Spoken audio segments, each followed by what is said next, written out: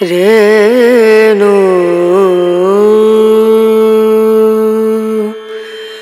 রেণা।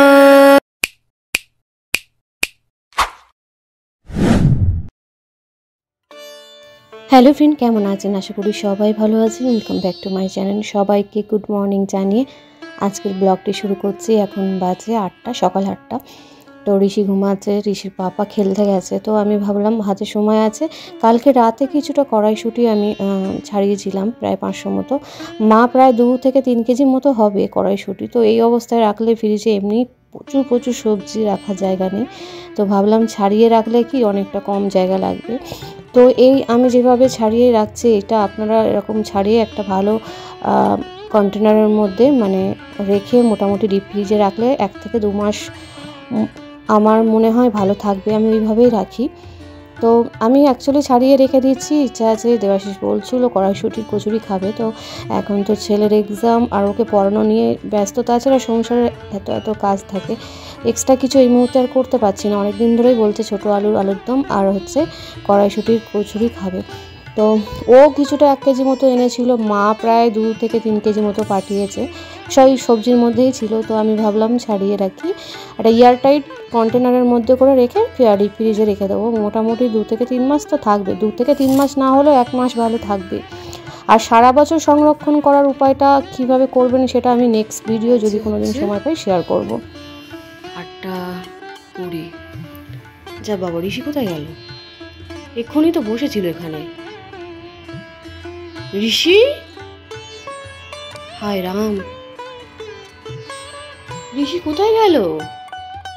এখানেই তো বসেছিল, আমার সাথে কথা বললো। যা বাবা, এই লাইটটা জ্বালাবো নাকি?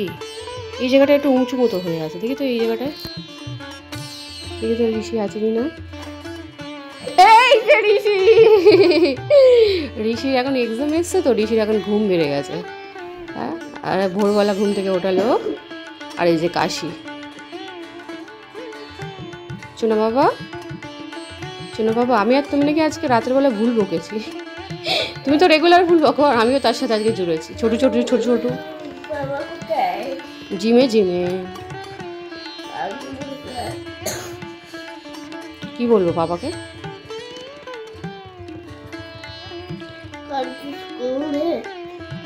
আজকে কি বার? সানডে। হ্যাঁ, কালকে তো স্কুল হে। দেখি, আজকে বাবা বললো যে প্রজেক্টটা করে দেবে কার হেল্প নিয়ে, যদি করতে পারে তাহলে কাল স্কুল পাঠাবো, বুঝেছো? তা বাবা বাড়ি আসুক, বাবা তো বললো দুপুরবেলা করিয়ে দেবে। তোমাকে মনে হয় লিখতেও হবে না? তুমি তাড়াতাড়ি উঠে ব্রাশ ট্রাশগুলো করে নাও, এখন এক্সামের সময় এসব লেট করলে কি হবে? আর কত ঘুমাবে তুমি? ও আচ্ছা, শনি রবিবার ঘুমানোর টাইম, আর এক্সামের টাইম কি সামনের বছর? আচ্ছা ঠিক আছে, তাহলে আর 4-এ ওটা হলো না। এত বড় হয়ে গেছে তা দেখুন, রুমাল চোষা। রুমালটা তুমি কি জন্য চোষো একটু ফ্রেন্ডদের বলো। ইয়ে বাবা, ক্যামেরা গেল। 9টা। তো আমি আর ঋষি, আমি চা নিয়েছি আর ঋষি দুধ বিস্কুট। দেখো কিরকম বদমাস। ইস বাবা, কি বিচ্ছিরি লাগছে দেখো তোমাকে। কি হয় এরকম করে?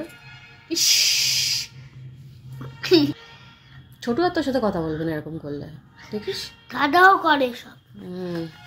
ঠাকুর বাজে হচ্ছে 11:10, সকাল 11:10। তো ঋষি বই পড়ছে, তো ঋষির পাপা ঠাকুর দিচ্ছে। জবা ফুলগুলো মা পাঠিয়ে দিয়েছে।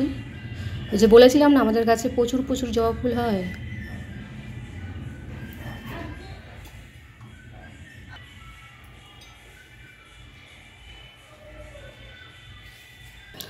ভাত বসিয়ে দিয়েছি আর এদিকে চা হচ্ছে, এটা মামনির জন্য।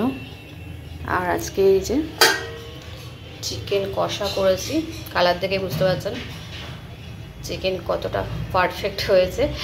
যাই হোক, নিজের রান্না নিজে বসা করে লাভ নেই, কারণ আমি এখনো খাইনি। ভালো হয়েছে কি খারাপ হয়েছে জানি না, তবে চাটা ভালো হবে এটা বুঝতে পারছি।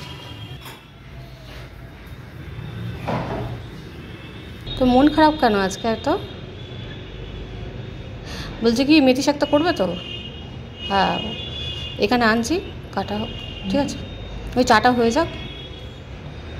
ওটাকে সকাল থেকে পড়াতে বসিয়েছি, মাথা গরম, আর কদিন পরে পরীক্ষা বলো। এখন বাজে দুপুর 1টা, আমি মালা গাঁথতে বসে গেছি। চান করা হয়ে গেছে, ঠাকুর দেবো। ঠাকুরের হচ্ছে সব পরিষ্কার করা হয়ে গেছে, জাস্ট মালাটা করে নিয়ে সব ঠাকুরকে পরিয়ে দেবো। সব বলতে যে কটা ঠাকুরের হয় পরিয়ে দেবো। মা সবজির সাথে ফুলগুলোও পাঠিয়েছে। আমি বলি সবজির দরকার নেই, বাট আমার ফুল পাঠাবে। কি বড় বড় ফুল দেখুন। এখন ফুলের দামটা তেমন নেই, বিশেষ করে লাল ফুলের তো একদমই দাম নেই, আর হলুদ ফুলের একটু দাম আছে। তো লাল ফুলের বাগানটা বাবা কেটে দিয়েছে, হলুদ ফুলটা রেখে দিয়েছে, কত বড় বড় ফুল। আর মালা যেহেতু গাঁথতে পারি সেই জন্য মা আর মালা গেঁথে দেয়নি, আমি গেঁথে ছোটো ছোটো করে সব ঠাকুরকে পরিয়ে দেবো, যে কটা পরানো যায়। আর যে কথা বলার ছিল এটা কি, হ্যাঁ, আমার মনটাও ভীষণ খারাপ। আমি আলমারির চাবিটা পাচ্ছি না।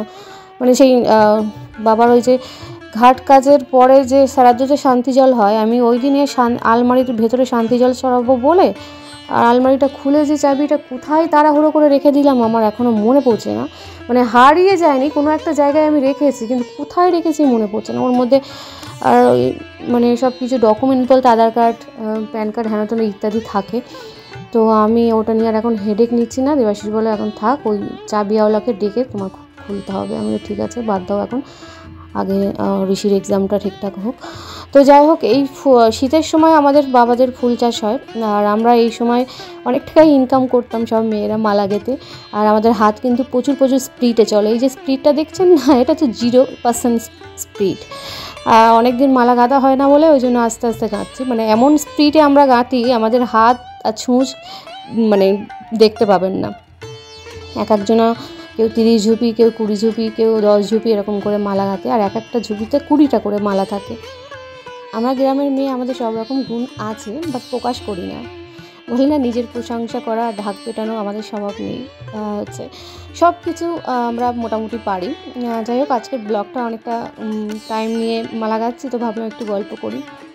এই শীতের সময়টা প্রায় 2 মাস আমরা মানে এই মালা গাঁথা নিয়েই ব্যস্ত থাকি। তার মধ্যে পড়াশোনাও তো আছে না, মূর্খ তো না, পড়াশোনাও করতে হতো।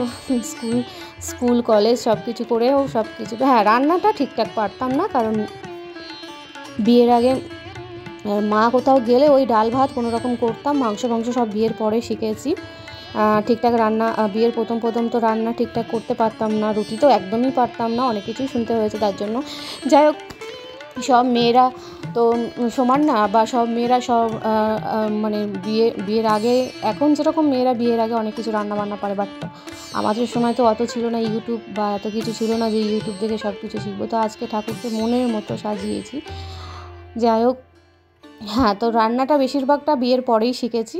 এখন যেটা শিখেছি একদম পারফেক্ট, অনেক কিছুই রান্না শিখে গেছি। ধরুন 10-12 বছর সংসার করছি, আর শিখবো না এর কোনো মানে হয়?